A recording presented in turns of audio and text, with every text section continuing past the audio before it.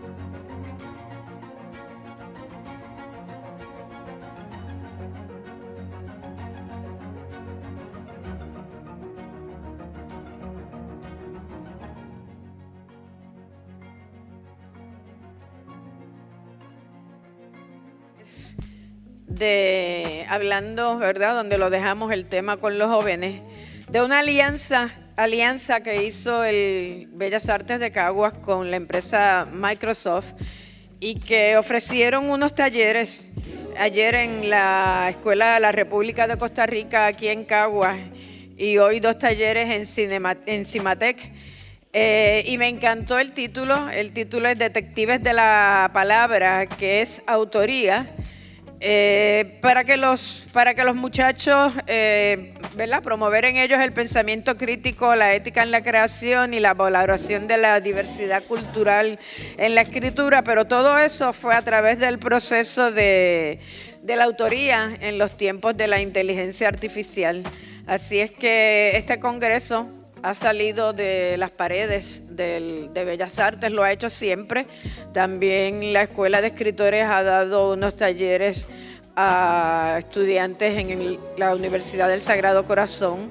Se dieron 10 becas a participantes, ¿verdad? Hubo un concurso de gente que quería escribir, así es que no solamente es la difusión de la literatura nuestra, el encuentro con autores internacionales, la proyección de nuestra literatura fuera de Puerto Rico, sino que se fomenta la lectura a través de los vales que se entregan y que de verdad conmueve ver cómo esos muchachos allá abajo en la feria hacen fila para comprar libros con esos vales.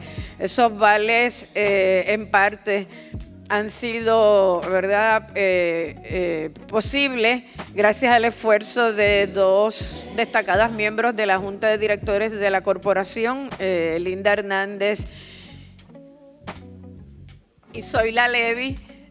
Ya a esta hora como que se me está quedando la mente en blanco y entonces esos vales ellos compran los libros, son miles los que se han repartido y entonces también se están dando unos talleres de escritura aquí, eso fue por inscripción previa de la Escuela de Escritores de Madrid. De más decir que el centro agradece al Instituto Cervantes de España, que ha sido uno de sus mayores aliados, también al municipio autónomo de Caguas y a la legislatura municipal y a muchas otras empresas que ustedes pueden ver sus nombres en su programa impreso. No se los leo porque no quiero que se me quede nadie, pero es importante agradecer. Y agradecer también a las 3 personas que han sido motor de este congreso. La señora Ivonne Class, directora ejecutiva de Bellas Artes de Caguas. Elena San Pedro, directora ejecutiva del Congreso. Y José Manuel Fajardo, su programador internacional. Yo creo que ya estamos casi listos para comenzar.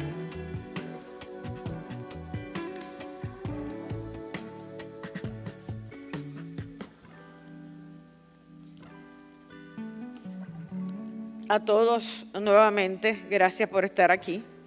Nuestro siguiente conferencista, el escritor colombiano Juan Gabriel Vázquez, es un autor que desde la literatura reflexiona habitualmente en las páginas de algunos de los más importantes periódicos internacionales, como el diario El País, sobre el mundo actual.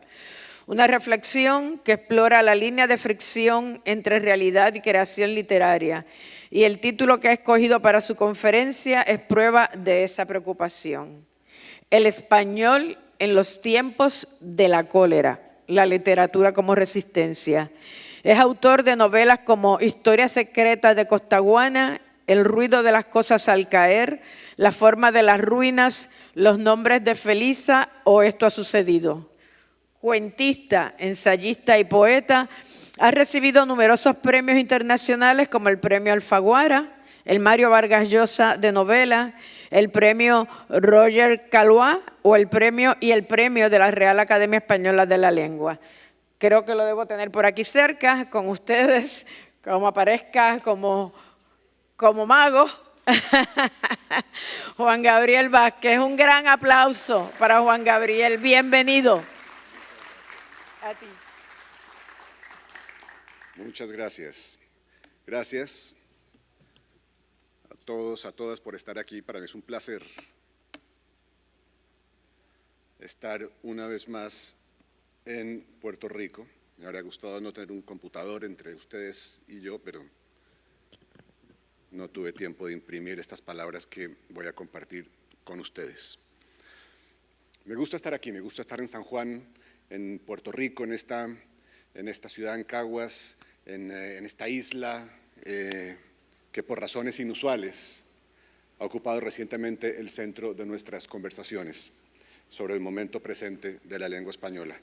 Quiero agradecer a los nombres de siempre, a José Manuel Fajardo, a Elena San Pedro, a Ivonne Class, a Zoila Levy, a todos y todas los organizadores, las organizadoras de este encuentro maravilloso de personas que se preocupan o nos preocupamos por los días tan turbios, pero tan interesantes que atraviesa la relación entre la lengua española y el gobierno actual de Estados Unidos.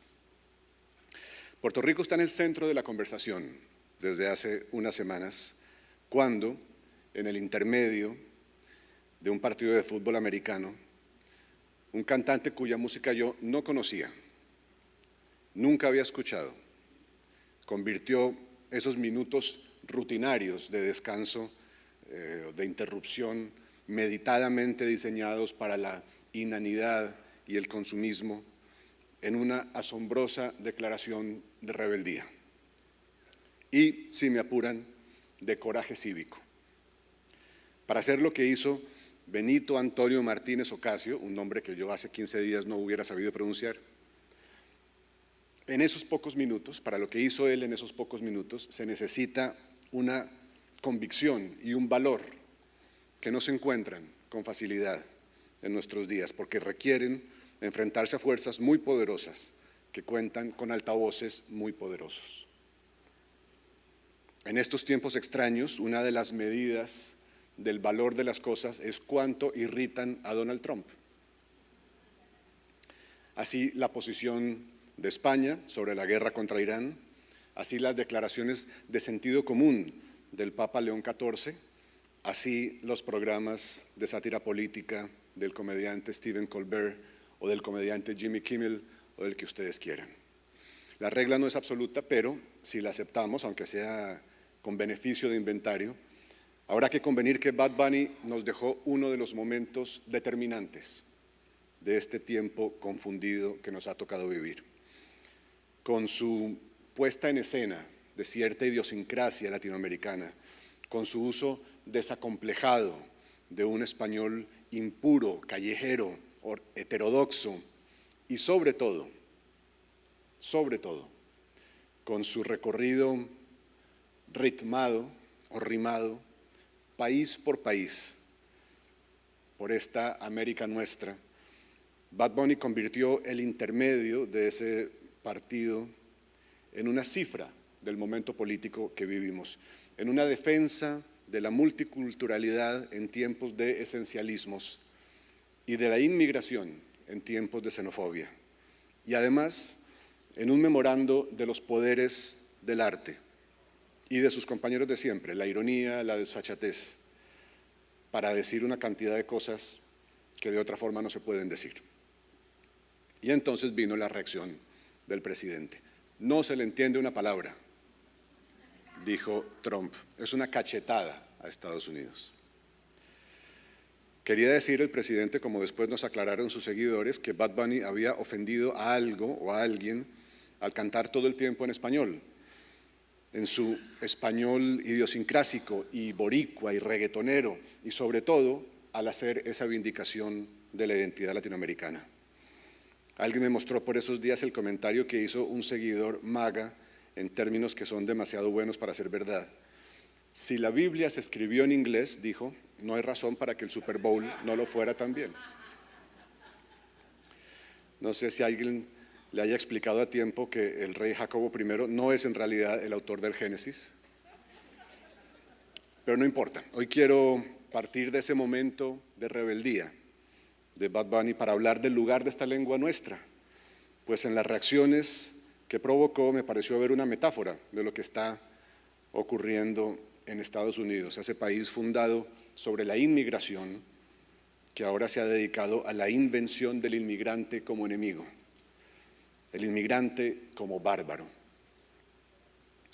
Los bárbaros vienen de muchas partes, de los shithole countries, de ese Haití cuyos nacionales se comen a los gatos y a los perros, pero vienen sobre todo los bárbaros de América Latina.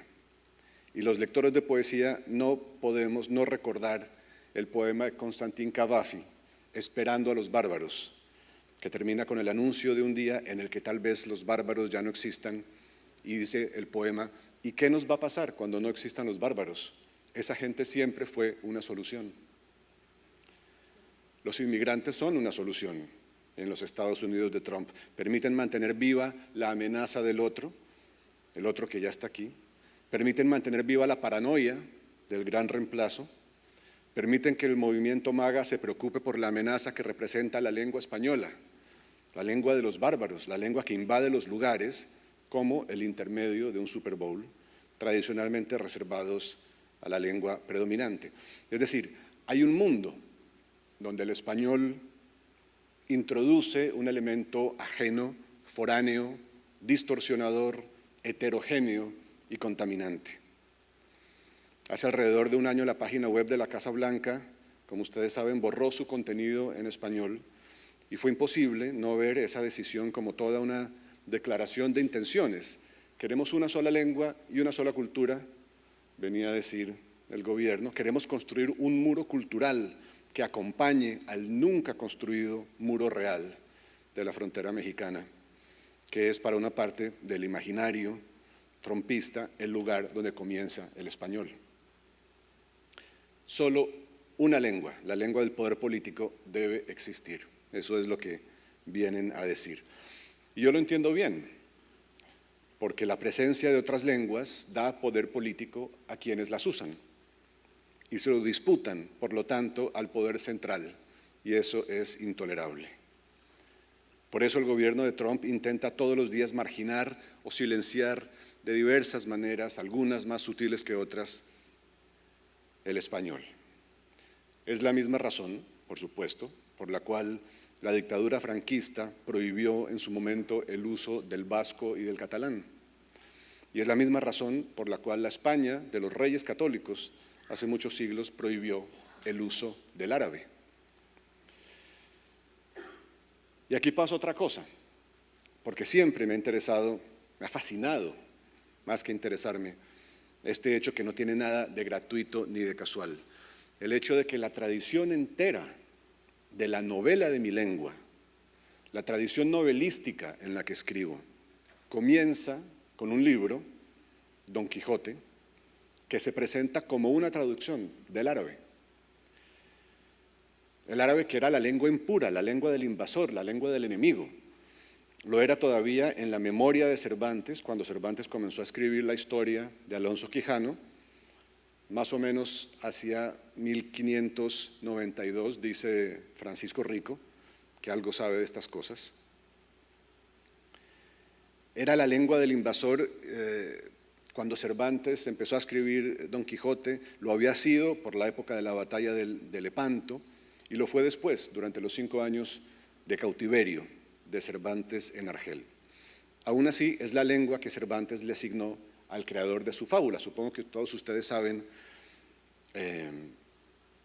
que Don Quijote se presenta como un manuscrito que Cervantes encuentra en un mercado de Toledo y que ha sido escrito por un historiador arábigo, Cide Hamete Benengeli. ¿Qué implicaciones tiene esto?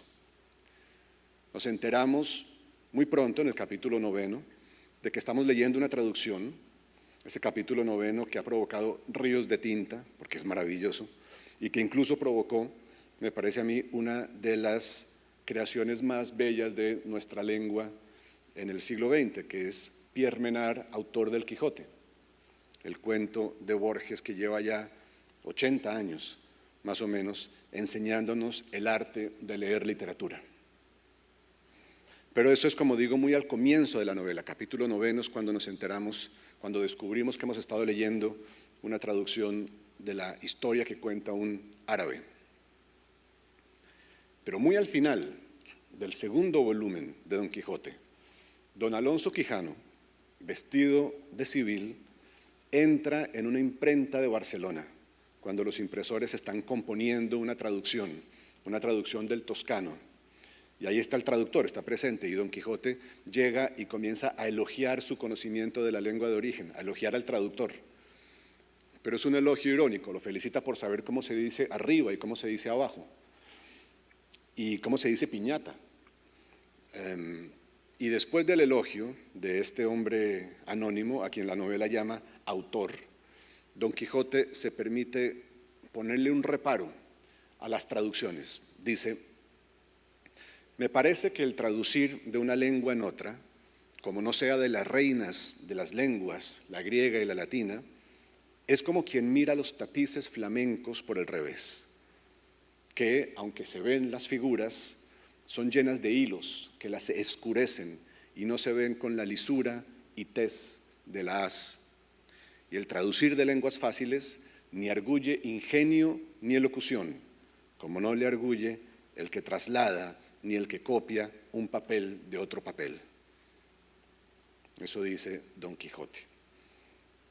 Ya ven ustedes que el Quijote, bueno, esto lo hemos sabido siempre, es un libro completamente subversivo, rebelde, pero incluso rebelde contra sí mismo, subversivo contra sí mismo. Cervantes se permite ese comentario desdeñoso sobre el arte de la traducción, pero sabe lo que nosotros estamos sabiendo ya, que es que la historia de las aventuras de Don Quijote es un texto traducido. A mí estas ironías de Cervantes me gustan, me seducen. Y me gusta y me seduce que la novela de mi lengua comience con una traducción, aunque sea ficticia, porque me parece que hay en eso una especie de metáfora de su carácter mestizo, abierto, universal. La segunda parte del Quijote se publica en 1615, 6 años después del decreto definitivo con el que Felipe III expulsó a los moriscos de España, y uno de esos moriscos era el traductor espontáneo del libro que estamos leyendo, que Cervantes encuentra en un mercado de Toledo, un joven al que le paga con comida para que vaya y traduzca esa novela que estamos leyendo. De manera que la presencia de las culturas expulsadas de España está en el Quijote, vive en el Quijote, con toda su plenitud y su riqueza. Lo que quiero decir es que el español que a mí me gusta, el español de la tradición en la cual yo escribo, es una lengua abierta, una lengua a la que le gusta mezclarse. Cuando ha tratado de ser pura lo ha sido corriendo enormes riesgos y desde luego no ha producido sus mejores obras.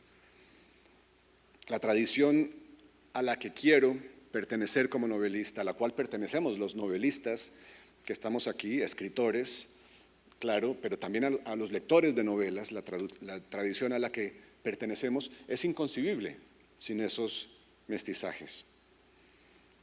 Yo no quiero tomar la palabra de los demás, no quiero hablar por nadie, pero mi tradición latinoamericana es la que en la primera mitad del siglo XX decidió romper con todas las lealtades lingüísticas y culturales del español y se dedicó a admitir e incluso a perseguir una meticulosa contaminación de otras lenguas y otras culturas que pasaba gracias al ADN cervantino por la ironía.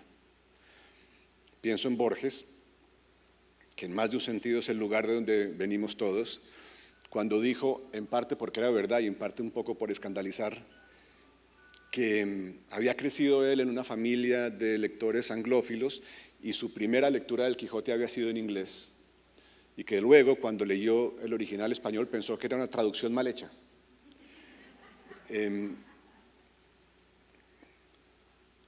También en eso, en la influencia de la traducción en mi tradición literaria latinoamericana, es Borges el antecedente más notable.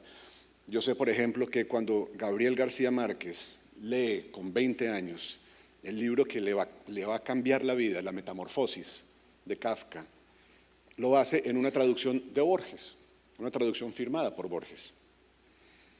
Y es de Borges la traducción de Orlando, una novela de Virginia Woolf, que García Márquez lee durante una convalecencia de juventud y también le cambia la vida, también es una gran influencia en su obra. Esa anécdota es fantástica. La edición de Orlando de Virginia Woolf venía en una caja, él había enfermado, García Márquez había enfermado, había tenido que guardar reposo en su casa, en la casa de su familia en Sucre, cerca de la costa caribe colombiana. Y sus amigos de Barranquilla le mandan una caja de libros para que se entretenga. Libros en los que venía Faulkner y venía Joyce y venía Hemingway y William Saroyan y Orlando de Virginia Woolf. García Márquez lo lee, tiene 22 años, atención, no ha publicado todavía su primera novela, pero al terminar de leer Orlando de Virginia Woolf, anota en la última página: está bien, pero imita demasiado a Gabriel García Márquez. Él había entendido que en esa novela había una versión de los mundos que él quería contar. Y aunque él no es tejedor de los tapices flamencos de Don Quijote, sí es tejedor de alfombras voladoras. Y eso lo aprendió en libros como El Orlando de Virginia Woolf.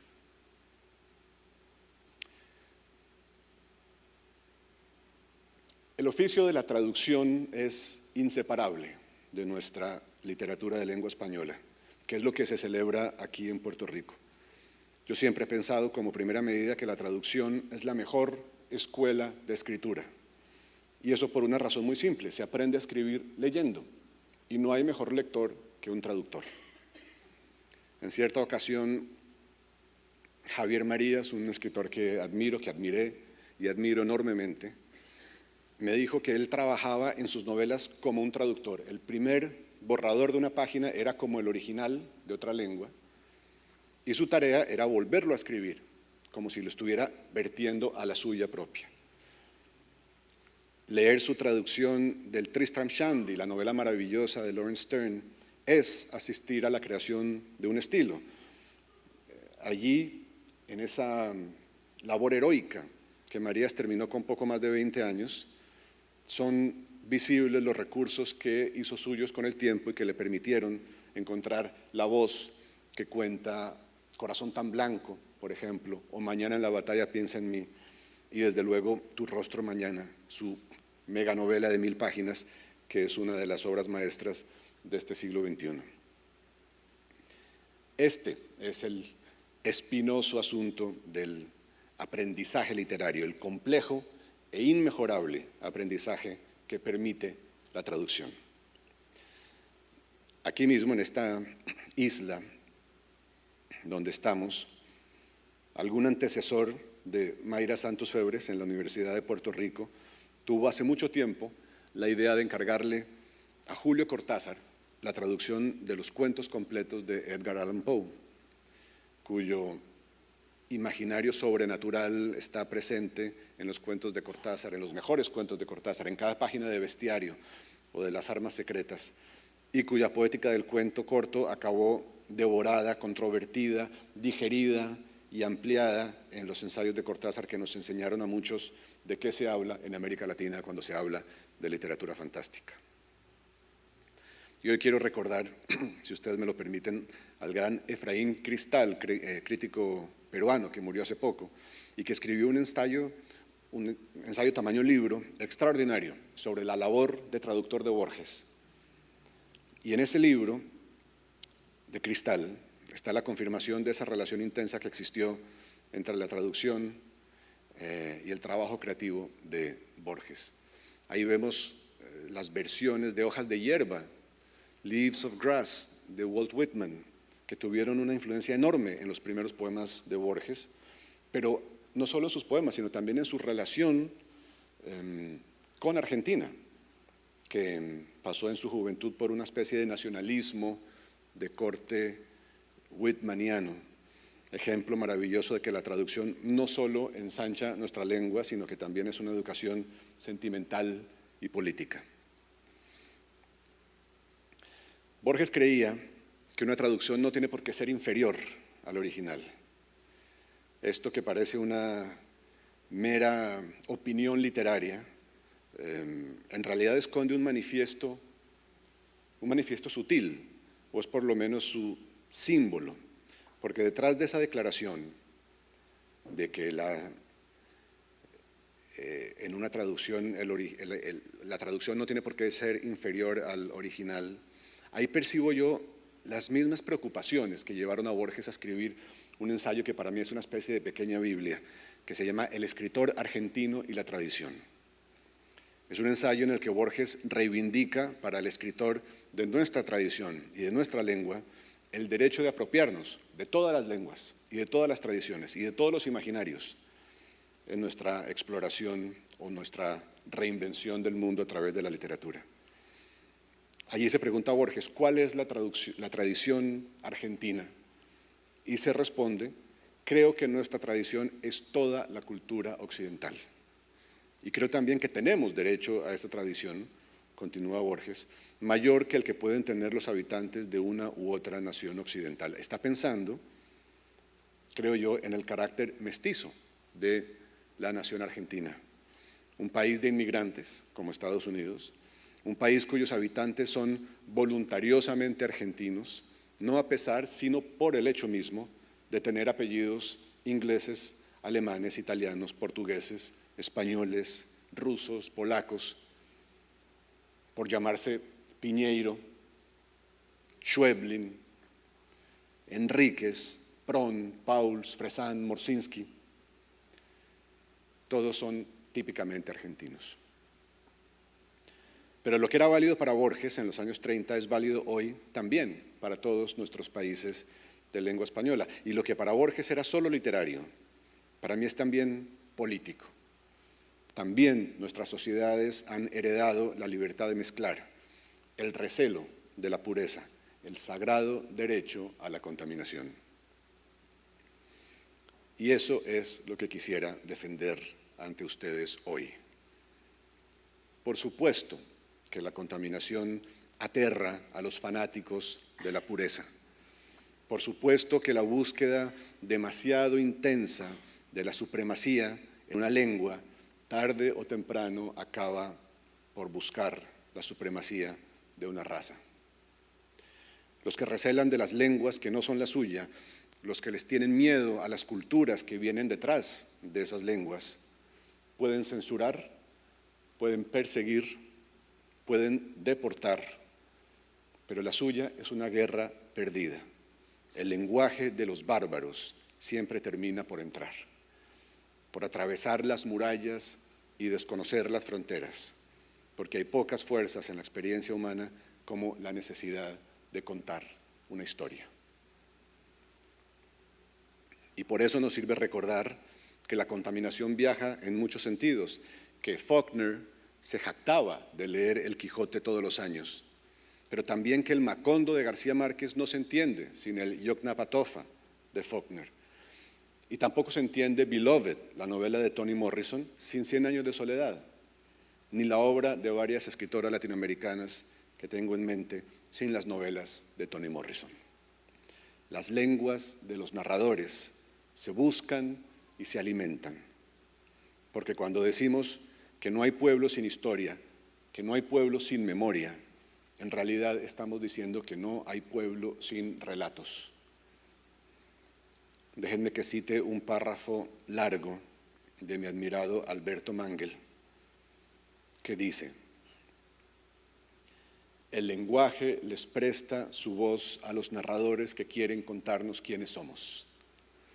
El lenguaje construye nuestra realidad con palabras y también construye a los que la habitan dentro y fuera de las murallas.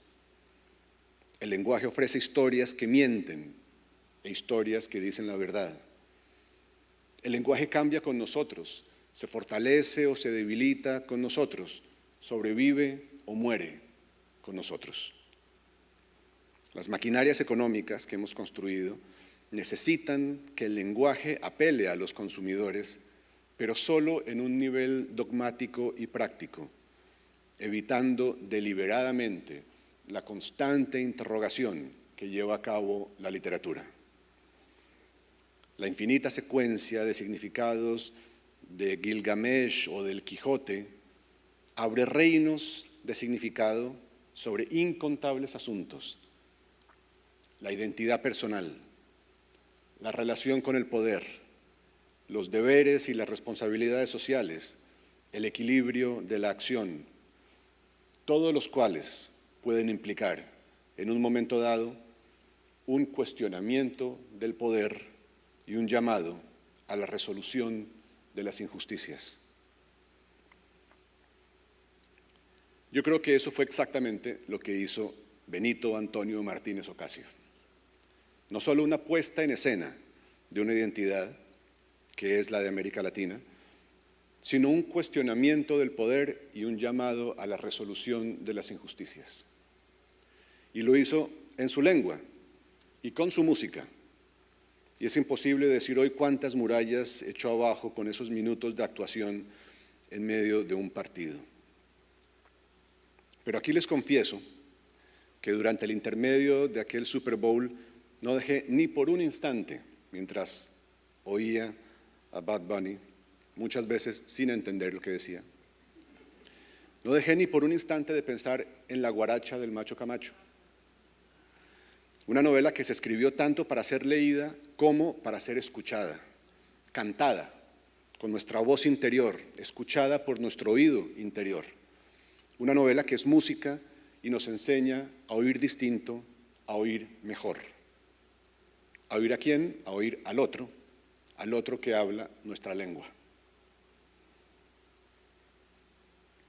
Toda lengua es política y el español es hoy más político que nunca. Y no, yo tampoco vi venir este momento en que mi lengua española, la lengua de 600 millones de personas, se convirtiera en un espacio de resistencia contra los avances de la xenofobia y de la intolerancia. Pero lo es. Estas novelas, estos cuentos, estos poemas que escribimos, los que estamos aquí y que ustedes leen, esa literatura que escribimos nosotros y que ustedes leen, son producto de siglos de influencias cruzadas, de viajes interoceánicos. Nuestra lengua carga en ella siglos de historia. Y la extraña magia de su funcionamiento está en el hecho de que la historia colombiana, por decir algo, se convierte, gracias a la lengua común, en parte del pasado de ustedes, puertorriqueños o españoles o argentinos. Y la historia de España, que ha quedado plasmada en la lengua española, se convierte también, por virtud de esa lengua, en parte de mi pasado colombiano o del pasado de ustedes, puertorriqueños, argentinos, dominicanos. Quiero decir que la lengua española puede dar la apariencia de ser una y monolítica, pero es en realidad un bello monstruo de muchas cabezas, un lugar de encuentro de muchas identidades y muchos pasados y muchos presentes. Y sería un empobrecimiento no hacernos cargo de esa diversidad. Nuestra lengua común es menos común de lo que parece, y en eso está su riqueza y su potencia. Es un material que asume las voces boricuas, somayas o árabes o lunfardas y construye un territorio común, pero a la vez heterodoxo. Esa lengua, donde vivimos todos, toma la forma de nuestras distintas experiencias y es como una tableta de arcilla donde queda el rastro de nuestra memoria, nuestros sufrimientos, nuestras ilusiones, el archivo de nuestras emociones y el depósito de nuestras vivencias. Muchas gracias.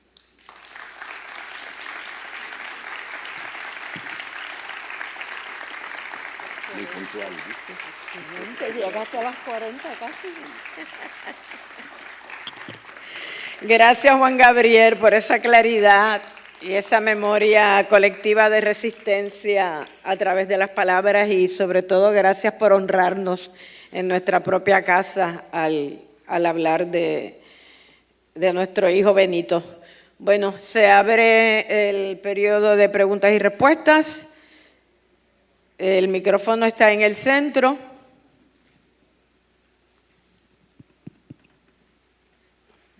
Bueno, antes que nada, muchas gracias por la charla, estuvo extraordinaria. Quería comentar un par de cosas antes de hacerle la pregunta. La primera es que yo tampoco entiendo a Bad Bunny.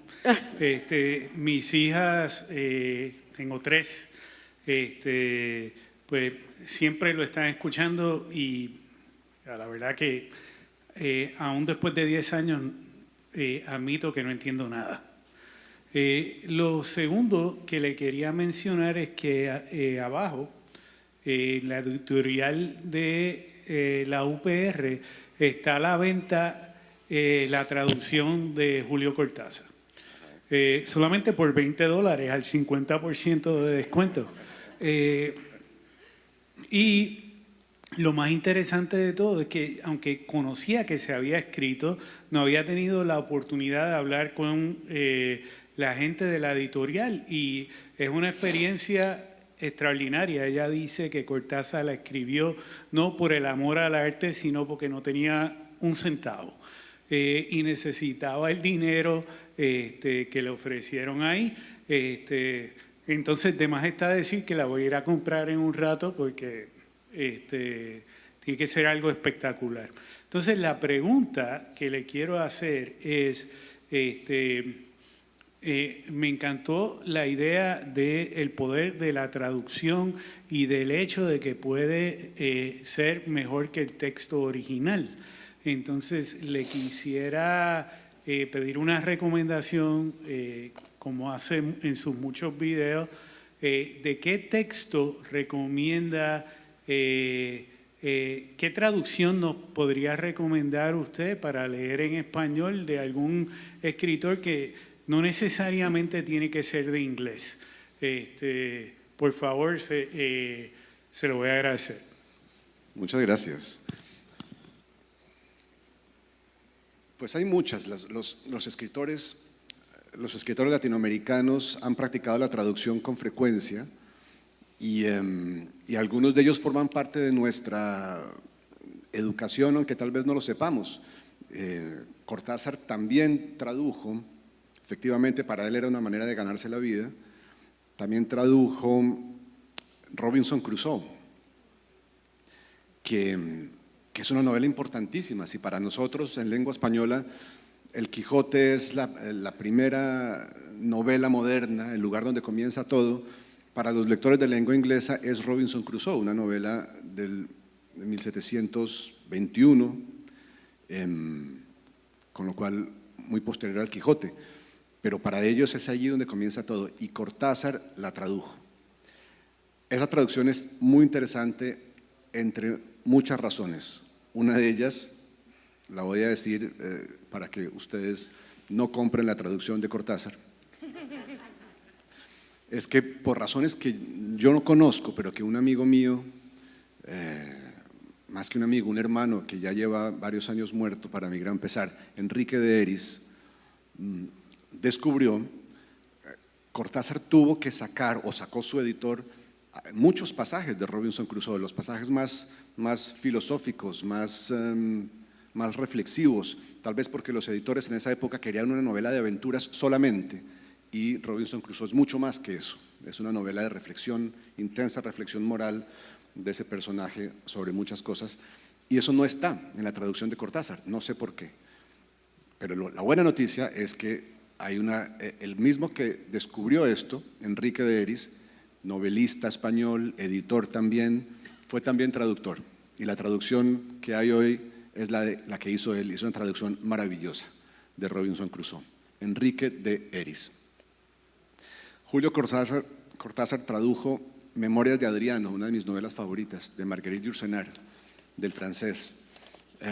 Hay una carta de él en la que le dice a alguien que está disfrutando enormemente con la traducción de Memorias de Adriano, que en cambio a su esposa, Aurora Bernardes, no le gusta nada. Le parece verborreica y solemne y etcétera. Aurora Bernardes era una grandísima traductora. Tradujo El cielo protector de Paul Bowles, así que me venga a la memoria rápidamente, que es una novela bellísima. Entonces también esa traducción les recomiendo. Y a pesar de que la haya hecho yo, le voy a recomendar una traducción de la que me siento inmensamente orgulloso, porque no solo es de una obra maestra, El corazón de las tinieblas, de Joseph Conrad, sino que además me costó un trabajo enorme y a veces siento que la quiero más que a mis propios libros. Por favor, no les digan eso a mis propios libros. Javier Marías fue un traductor maravilloso del Tristram Shandy, la novela de Lawrence Stern, pero también de El espejo del mar de Conrad y de libros del poeta Oden y de otros muchos. Podría seguir hasta mañana, pero con eso creo que usted tiene para un buen rato de lectura. Hola. La próxima pregunta la va a hacer Verónica Torres y la presento. Bueno, al caballero anterior no lo conozco, igualmente importante, pero Verónica tiene un podcast, el único podcast aquí en Puerto Rico que se dedica a la literatura, que se llama De Libro en Libro. Tu pregunta, Verónica. Gracias, Graciela. Autor, gracias por llegar acá. Gracias por llegar a Puerto Rico y por hablarnos por la conferencia. Yo venía a hablarle al amigo del Corazón de las Tinieblas y su traducción, así que ya usted lo adelantó. Bueno. Yo creo que este libro yo lo compré en el Candil, que tiene aquí mesa, no sé si trajo una copia, ojalá.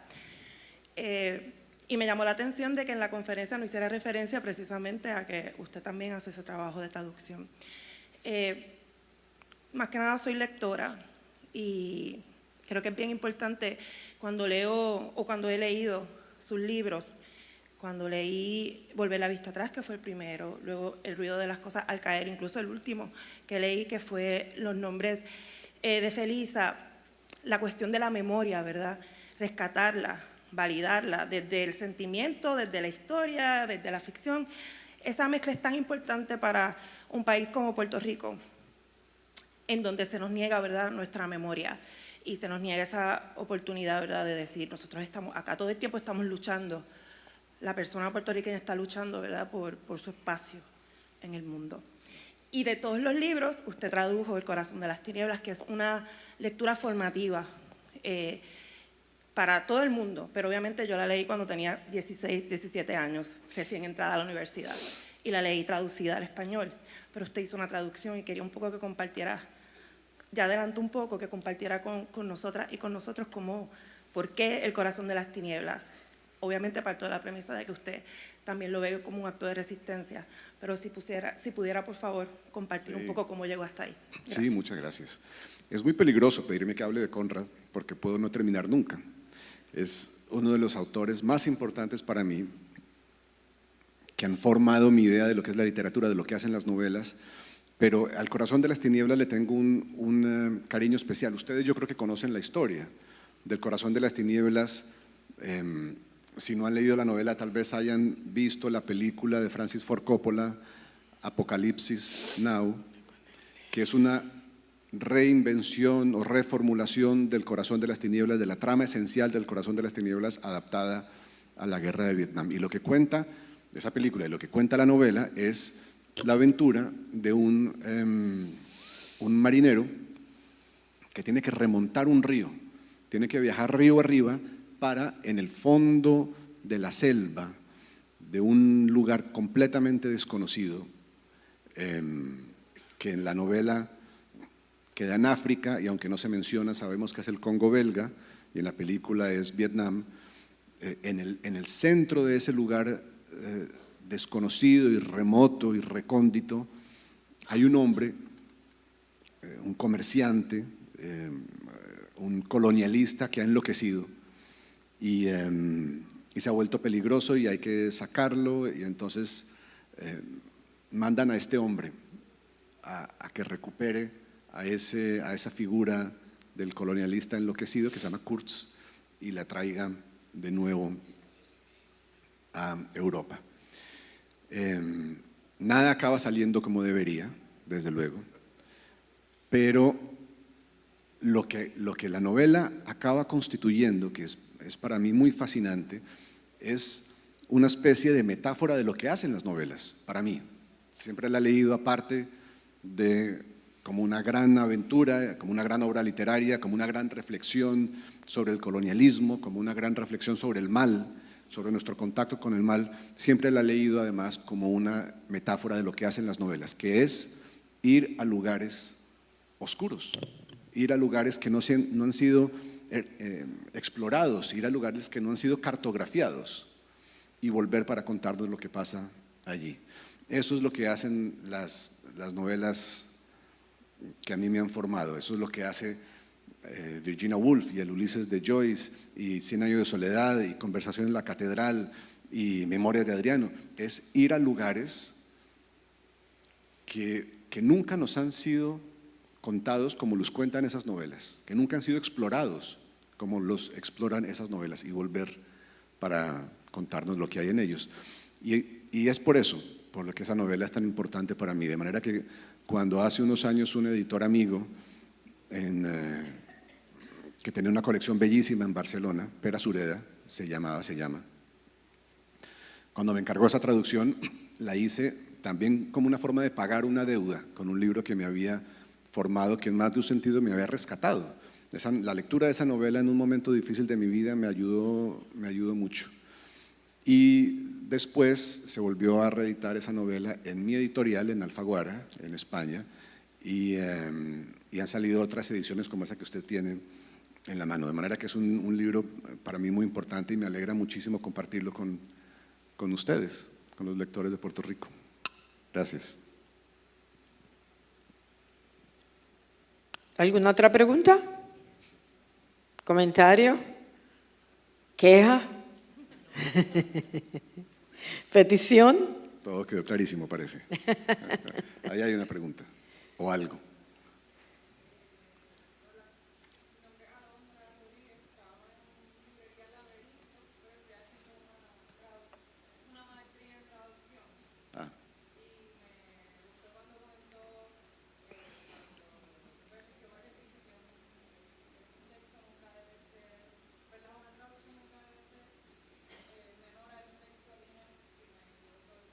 Que una traducción puede ser mejor que el texto original, sí. O no tiene por qué ser inferior al texto original. Sí.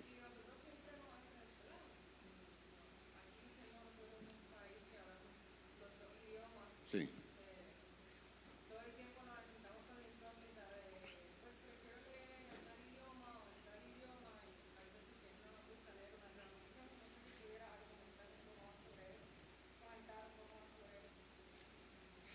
Bueno,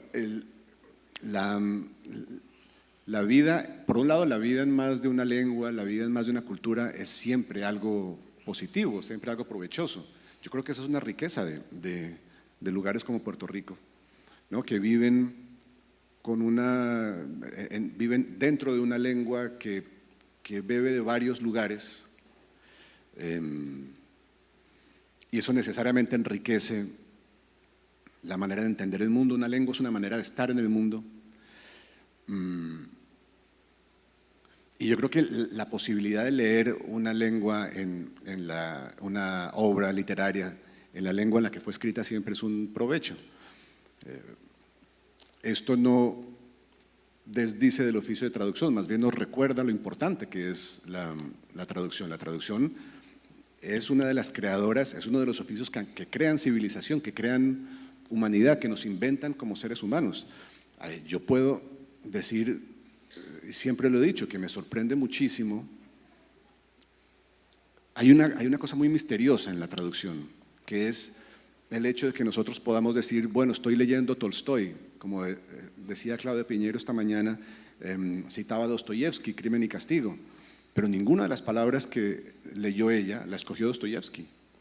Y cuando yo digo que Tolstoy ha modelado mi manera de entender el mundo, o Chekhov, puedo decirlo aunque no leo ni entiendo ninguna palabra de ruso, y puedo decir que mi visión de la moral, de la política, ha sido marcada por Aristóteles, sin hablar yo una sola palabra de griego. He leído siempre palabras de otros, de los traductores. Siempre digo que sin la traducción los latinoamericanos no podríamos hablar de nuestros países, porque necesitamos por lo menos 2 palabras traducidas del griego, político e idiota. Son 2 palabras griegas, sin las cuales no podríamos entender nuestros países. Hay una importancia que no siempre se reconoce de lo que la traducción le hace a nuestra comprensión del mundo, la manera como nos enriquece. Pero eso era también lo que yo quería decir en mi conferencia. Era una defensa del mestizaje, de la contaminación, de la mezcla, porque las traducciones son también eso. Y las lenguas, cuanto más mezcladas, cuanto más admitan la contaminación, la influencia de otras, mejores son. Eso es lo que le pasa al español, cuya riqueza enorme se debe, en parte muy grande, a muchos siglos de convivencia con el árabe. Y el inglés no sería la lengua capaz de producir a Shakespeare si no hubiera pasado varios siglos de invasión francesa. Entonces, esas contaminaciones enriquecen una lengua y enriquecen una cultura. Y por eso yo defiendo la traducción también como un lugar de mestizaje y de contaminación y de mezcla. Gracias. Hola, gracias. Gracias a Zoila que me obligó a venir y me dijo, tienes que ver a este hombre, y la verdad que gracias por tu presencia. A mí me pasó al revés de Borges. A mí una novia norteamericana me dio 20 poemas de Neruda en inglés, y yo lo leo y digo, esto no puede ser, de lo malo que era. Igual pasa con los haikus, ¿no? Traducir un haiku es lo más difícil. Sí. Julia de Burgos, sus últimos 2 poemas los escribió en inglés y son unos poemas desgarradores. O sea, es casi imposible leer uno de ellos sin que se te agüen los ojos. Wisława Szymborska, por ejemplo, yo leí toda su obra en español y toda su obra en inglés. Ella la escribió en polaco y en francés. Y de ahí viene un amor por la traducción, los espíritus de cada lengua. No sé si era Bertrand Russell que decía que escribía en otra lengua para poder tener separación, ¿verdad? Si algo te duele mucho, escríbelo en otro idioma para poder tener esa separación. Y me gustaría si pudieras comentar tanto de Conrad como de cualquier lectura que tú has hecho, tanto en inglés, español o francés, italiano, donde ese espíritu es o casi imposible de traducir, o lo que yo siempre he dicho, no se traduce, se reescribe, especialmente en la poesía. Sí, eso es verdad, muchas gracias. Estaba pensando mientras hablabas en estos casos curiosos de escritores que han hecho su obra en otra lengua, que son como huéspedes, ¿no? en una lengua ajena. Konrad era uno de ellos. Konrad era un polaco de nacimiento, aprendió francés con una institutriz, era hijo de una familia aristocrática, y aprendió el inglés pasada la adolescencia, y luego se fue a ser marinero, primero en la marina francesa y luego en la marina inglesa, y un día con 30 y pico años, contaba él que estaba entre dos barcos esperando que le asignaran una misión para el barco siguiente, y apartó la bandeja del desayuno, sacó un poco de papel y se puso a escribir una novela en inglés. Y así comenzó una carrera literaria que después transformó la literatura en lengua inglesa de ahí en adelante. Nabokov es uno de los grandes prosistas de la lengua inglesa. Vladimir Nabokov, ruso de nacimiento, escribió 3, 4 novelas en ruso y luego acabó en Estados Unidos y empezó a escribir en inglés. Y en inglés escribió Lolita, una de las obras maestras de la novela del siglo XX.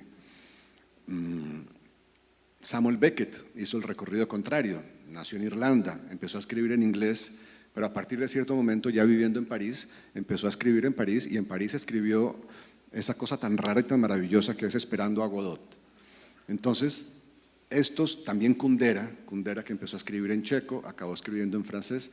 Estos casos a mí me interesan enormemente, porque siempre he creído que la lengua materna de un autor es el lugar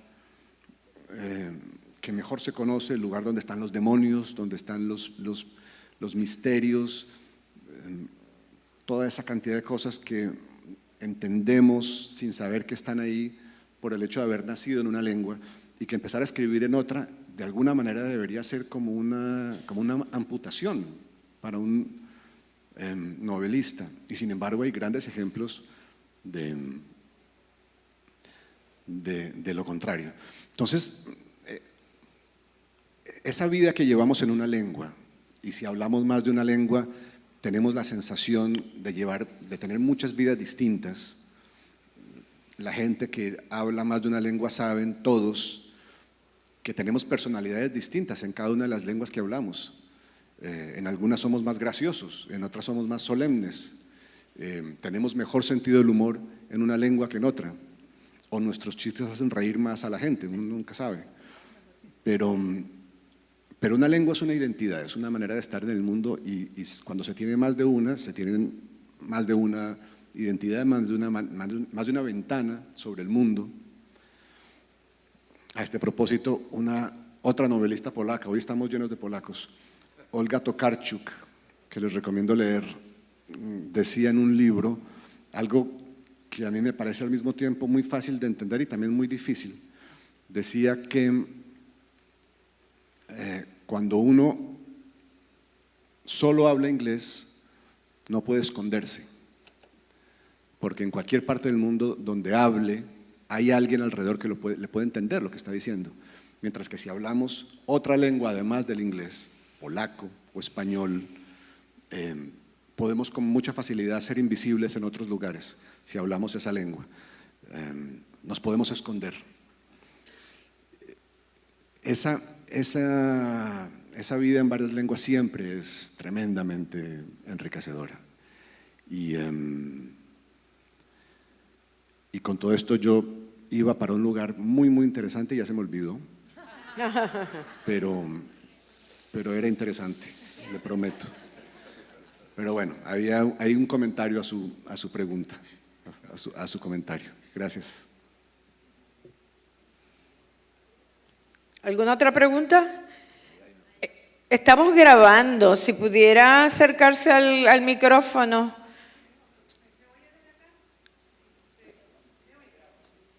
Oigo las palabras me oyes, pero no.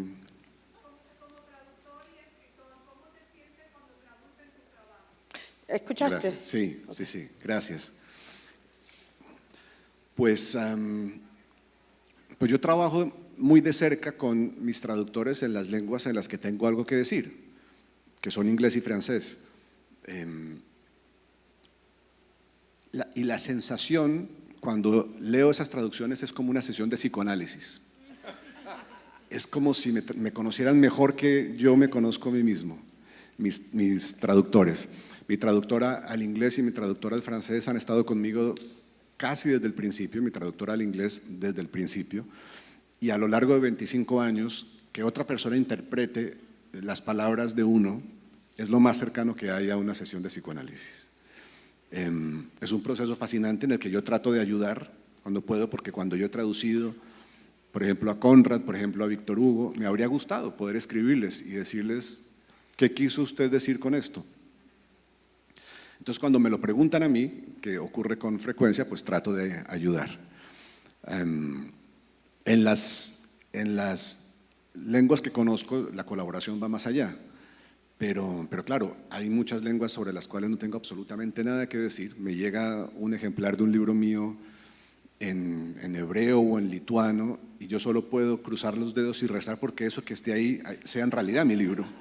Porque puede ser cualquier cosa, puede ser Paulo Coelho, yo no me entero, lo hayan metido ahí de contrabando.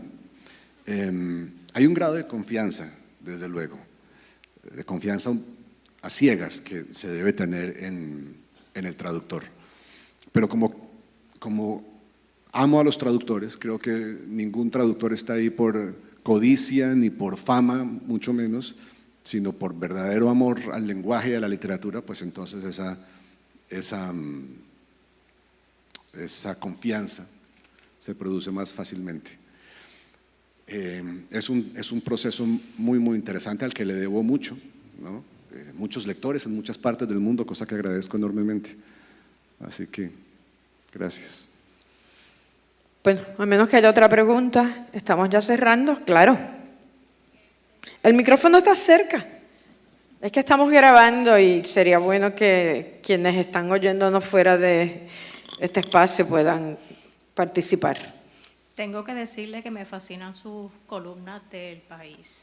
Gracias. Y así llegué a sus libros. Y lo más que me fascina es que literalmente mi interpretación es que trata de hacer un psicoanálisis de su país y de quiénes somos, cómo la violencia, cómo la demagogia, lo que sea, ha influenciado en nuestro carácter. Y me gustaría que usted ampliara de por qué muchas veces personas que queremos entender la historia tenemos que terminar leyendo literatura para poder realmente dar con eso que es el carácter nacional. Realmente me fascina su libro. Bueno, muchas gracias. Eso es muy importante, muy buena pregunta. Yo creo que esto no es una excepción, esta relación que tenemos en América Latina con nuestro pasado, con nuestra historia. Yo creo que ocurre más o menos en todas partes, pero en América Latina me parece a mí, o yo diría en el continente americano, me parece a mí que tenemos una relación especial con el pasado porque nos llega con mucha frecuencia a través de distorsiones. Las dictaduras han distorsionado la historia, los autoritarismos de todo color político han distorsionado la historia.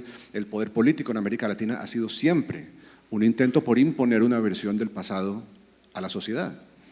Esto no es nuevo, esto ha ocurrido siempre, desde que el poder político se dio cuenta de que podía imponer una versión del pasado, cambió su relación con él. Es lo que decía Orwell en 1984, la dictadura de ese país ficticio que es Oceanía tiene esa suerte de eslogan que dice: quien controla el pasado controla el futuro, quien controla el presente controla el pasado.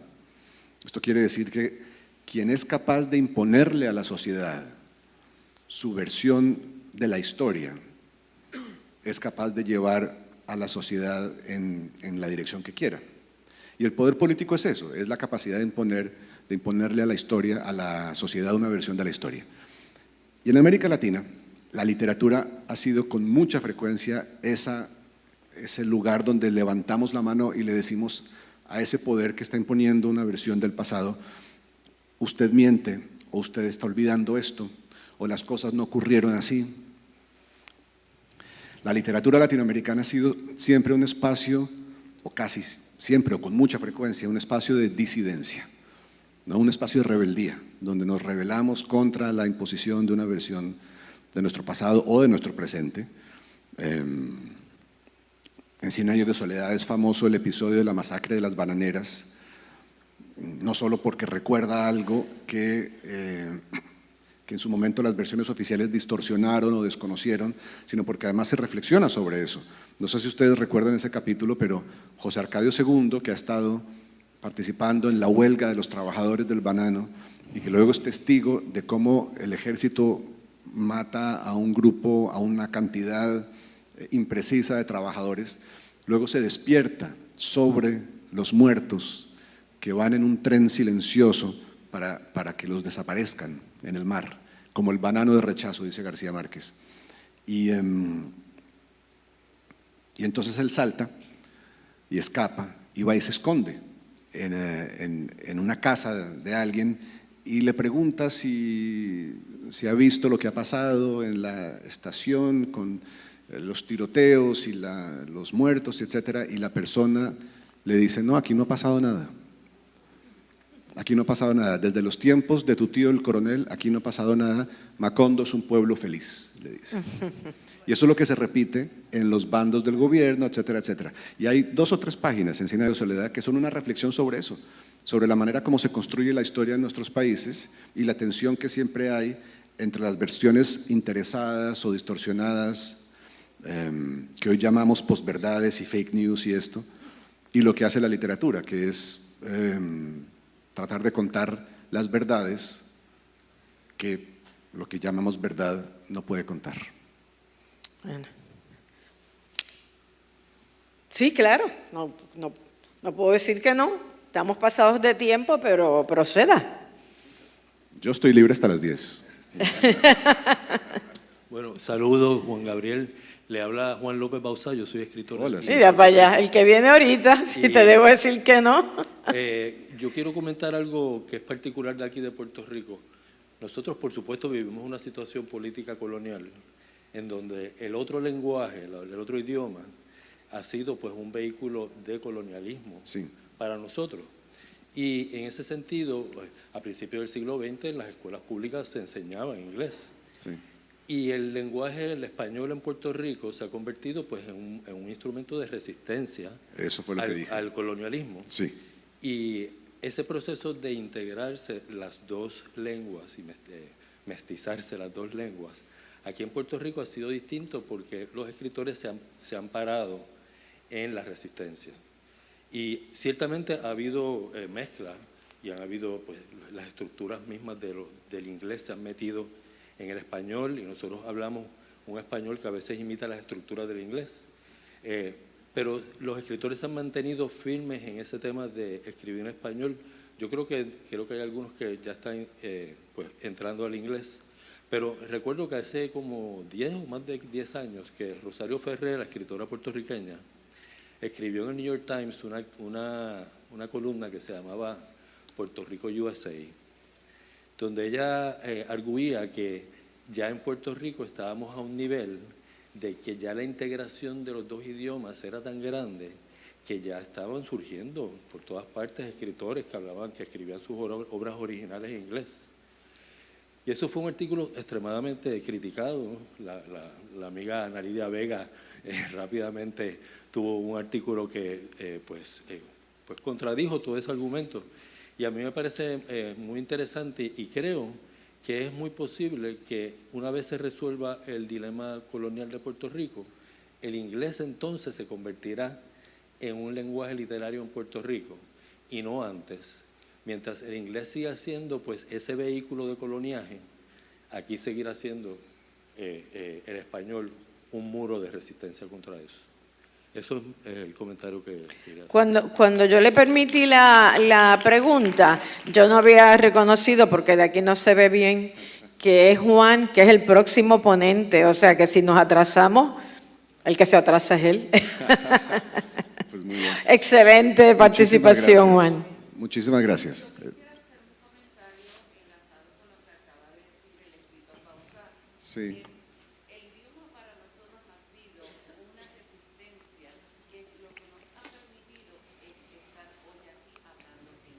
Sí. En el 1992, el Premio Príncipe de Asturias, por primera vez, se entregó a un colectivo y fue a Puerto Rico por su defensa del español. En el día de hoy, en uno de los rotativos del país, aparece unas estadísticas del Instituto de Estadísticas de Puerto Rico. Aquí el 95.5 de los hogares hablan en español, apenas un 4% habla inglés. Entonces me agradó enormemente que usted hiciera referencia a Benito Martínez.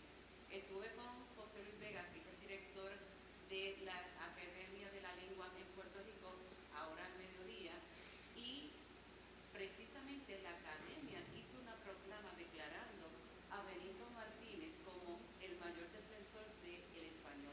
Le dio 4 meses a los espectadores de ese supertazón para aprender español. Así que esa referencia. Pues eso también merece un aplauso. Y yo estoy de acuerdo. Y fue justamente pensando en eso que titulé esta conferencia como la titulé. Yo sí creo, como decía allí, que la lengua es un lugar, toda lengua es un lugar de poder político, es un lugar de desempeño político. Y por eso el español es hoy en Puerto Rico la metáfora de nuestro momento político en que se ha convertido por momentos, lo digo sin ninguna exageración, heroicos, como el intermedio del Super Bowl, del Supertazón. A mí me parece de un valor extraordinario lo que hizo Bad Bunny. Es un valor que es cívico, también es artístico. Tenía mucho que perder, enfrentándose a una enorme maquinaria de desprestigio y de acoso de la lengua española como la que está saliendo hoy en día de Estados Unidos. Y yo saludé eso desde el momento en que lo vi. Para mí la experiencia, cuando empezó a enumerar los países de América Latina desde el sur y me di cuenta al segundo o al tercero de que lo estaba haciendo en orden, la emoción que sentí fue muy intensa porque estaba enumerando, estaba construyendo en una canción frente a un público predominantemente ajeno, ¿no?, angloparlante. Estaba construyendo el mapa de lo que Carlos Fuentes llamó el territorio de la Mancha, que es el territorio de nuestra lengua, ¿no? Eso me pareció tremendamente valioso. Yo veía ese intermedio y empecé mentalmente a enumerar los escritores de cada uno de esos países que iba mencionando, que me han marcado, que han formado mi identidad. Y yo he vivido a caballo entre lenguas, con mucha influencia que defiendo y saludo influencia de otras tradiciones, del inglés y del francés, pero que me he apropiado como escritor en lengua española, como escritor en colombiano en lengua española. Y eso fue la primera idea que tuve cuando recibí esta invitación maravillosa que me hicieron, fue eso, defender lo que está ocurriendo en Puerto Rico o saludar lo que se está defendiendo en Puerto Rico. Y qué bueno que aceptaste la invitación. Tenemos que dar por terminado. Este es el segundo día del Congreso y no sé si ustedes lo perciben igual, pero cada ponencia ha sido distinta. Esta, para mí, como que nos ha dejado un sabor tranquilo de saber que no estamos solos y de que aún los que no entienden a Bad Bunny esperamos que algún momento lo puedan traducir, reconocen en él un acto de resistencia. Gracias, Juan Gabriel, por esa claridad y por acompañarnos. Y gracias a ustedes. Nos vemos aquí mismito en 15 minutos para el último diálogo de esta jornada, que es con Juan López Bauzá y Mayra Montero.